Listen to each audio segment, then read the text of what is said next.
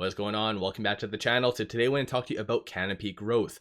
Friday, they did drop their earnings. I want to go over the absolute key highlights that you need to take away from their earnings. Aside from that, I'm going to go over some support and resistance points and general data that you need to kind of keep in mind. Before we get into any of that, make sure to hit that thumbs up, and with that, let's get right to it. So Canopy Growth did go down 27.34% on Friday. So currently with a market cap of 247.69 million.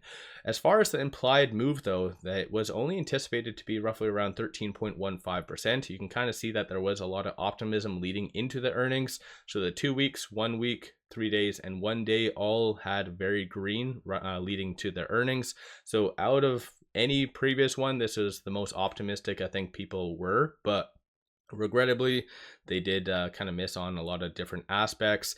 And just historically speaking, I guess the writing was on the wall over the last roughly 10-12 earnings. They've missed on everything except for pretty much 2. So I think, like I said, the earnings or the writing was kind of on the wall for that. But as far as shorts did increase 453,000 shares on Friday. 9.82% of the free floats being shorted works out to be 12 million shares. So you can kind of see it right here, shorts increasing as well. They were very doubtful about their earnings. So they kind of did increase roughly about 5.22% of the free float to where it is now at 9.45.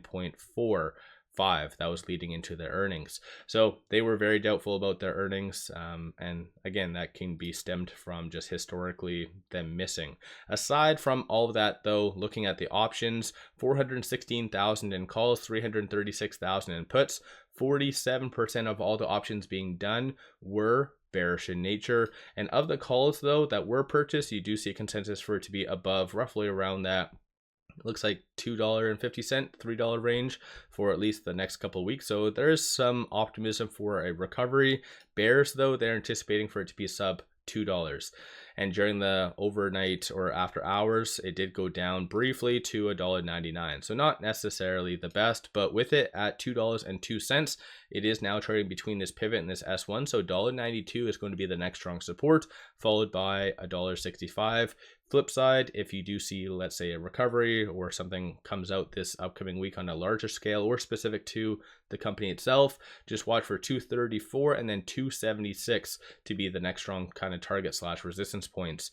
You don't really see that many analysts really looking at any cannabis play anymore, but there was one hold rating, $2.71 price target, and that was maintained. Alliance Global Partners, and then Aaron, who has a 30% success rating. So I think they probably need to quit their job and go to work at McDonald's anyways. But as a consensus, you do have $3.08, the consensus of all the ratings, and that does represent a 52.48% upside. So let me know your viewpoint on that. Are you buying? Are you selling? Are you doing options? What's your general thoughts? And like I said, I'm going to go over the absolute key highlights from their earnings that you need to really know coming from an investor standpoint. So let me know your general thoughts. Don't forget to hit that thumbs up. And with all that, appreciate all of you watching. Canopy Growth anticipates profitability through cost efficiencies and product innovation. Earnings call insights Canopy Growth Corporation, CGC, Q3 2025 Management View. 𝗪𝗓𝗡𝗡𝗘𝗖𝗧, the newly appointed CEO, emphasized his commitment to advancing Canopy Growth towards sustained profitability and positive cash generation. He highlighted strengths in the medical cannabis segment, particularly in Canada, Germany, Poland, and Australia, and noted the recent success of the 𝗪𝗓𝗡𝗡𝗘𝗖𝗧 brand in Canada's adult use market. 𝗪𝗓𝗧𝗛 cited the launch of the 𝗪𝗓𝗡𝗡𝗧 brand as a key driver, achieving the number 3 position in infused pre-rolls in British Columbia and Ontario within 6 weeks. He also pointed to the integration progress of Canopy USA's acquisitions, including Wana, Jetty, and Acreage, which are beginning to realize cost synergies and operational advantages. CFO Judy Hong reported consolidated net revenue of CAD 75 million, a 5% decrease year over year, but an 8% increase excluding divested businesses. Adjusted EBITDA loss narrowed significantly to CAD 3 million, a 61% improvement year over year. Driven by medical cannabis growth and cost efficiencies, Hong highlighted that Canada's medical cannabis revenue grew 16% year over year, while adult use revenue increased 15% sequentially due to the 𝗪𝗓𝗡 launch and the return of 𝗪𝗓𝗡𝗡𝗘𝗖𝗧 gummies. International cannabis revenue rose 14%, led by growth in Poland and Germany. Outlook. Management projects positive adjusted EBITDA in the coming quarters, supported by continued performance improvements in medical cannabis and adult use businesses. The company anticipates further growth in international cannabis markets, particularly in Europe, driven by regulatory changes and expanded product distribution in Germany and Poland. For fiscal 2026, Canopy Growth aims to focus on long-term sustainable growth while enhancing profitability and cash flow. 𝗪𝗠𝗧𝗛 indicated a detailed strategic update will be provided during the Q4 earnings call in May. Financial results. Consolidated net revenue of CAD 75 million exceeded the analyst's estimate of approximately CAD 69.2 million. Adjusted EBITDA loss of CAD 3 million also marked a substantial improvement from the previous year. Free cash flow outflow improved 17% year-over-year to CAD 28 million, reflecting tighter working capital management. Cash and short-term investments totaled CAD 178 million, while the term loan principal was reduced to CAD 250 million following a CAD 100 million prepayment. 𝗪𝗓𝗡𝗘𝗖𝗧 and 𝗪𝗑𝗧𝗏 reported robust revenue of CAD 22 million, a 19% increase year-over-year, supported by holiday season demand and strong online direct-to-consumer sales. Q&A. Aaron Gray, Alliance Global Partners, questioned the international strategy and asset-light model's ability to maintain market share and margins. Judy Hong responded by emphasizing Canopy's strong positioning in Europe, particularly Poland and Germany, with scalable supply agreements and GMP-certified Canadian facilities. Bill Kirk, Roth Capital Partners, asked about differences in strategy under new leadership. CEO Mongo stated it is too early to outline specifics, but expressed confidence in the company's talent and operational quality. Matt Bottomley, Canaccord Genuity, inquired about cash flow progress and utilization of the ATM program. CFO Hong projected significant improvements in outflows for the second half of fiscal 2025. Driven by reduced interest payments and better working capital management, Pablo 𝗪𝗓𝗡𝗃 and Associates, asked about leveraging Constellation Brands' distribution for 𝗪𝗓𝗡 products and market expansion in Europe. Management clarified that Constellation's involvement is now limited as a passive shareholder.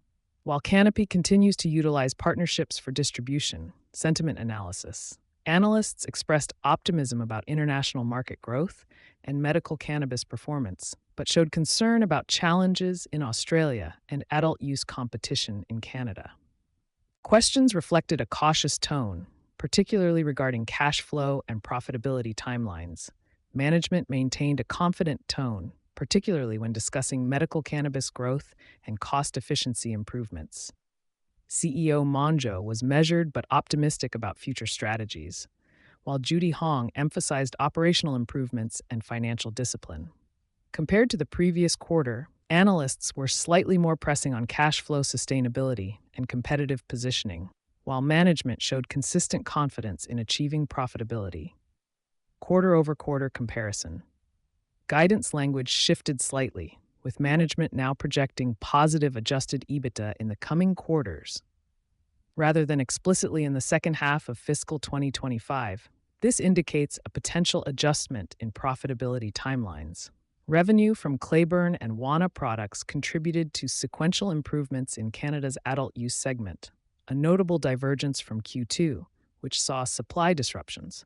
Gross margin declined slightly from 35% in Q2 to 32% in Q3, impacted by higher initial production costs for 𝗪𝗓𝗡 products.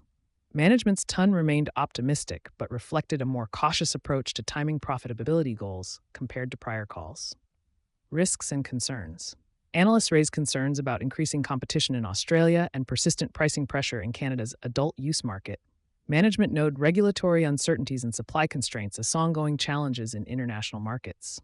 CFO Hong pointed out interest payments and legacy facility costs as key contributors to cash outflows, but highlighted cost reduction efforts and tight working capital management as mitigating factors. Final takeaway. Canopy Growth Corporation demonstrated notable progress in narrowing losses and improving cash flow, driven by strong performances in medical cannabis and international markets. The launch of Clayburn pre-rolls and improved wana supply contributed to sequential gains in Canada's adult use segment. While management maintained confidence in achieving positive adjusted EBITDA, guidance language suggested a more cautious timeline. Investors should monitor continued cost efficiencies, international market growth, and progress toward profitability in upcoming quarters.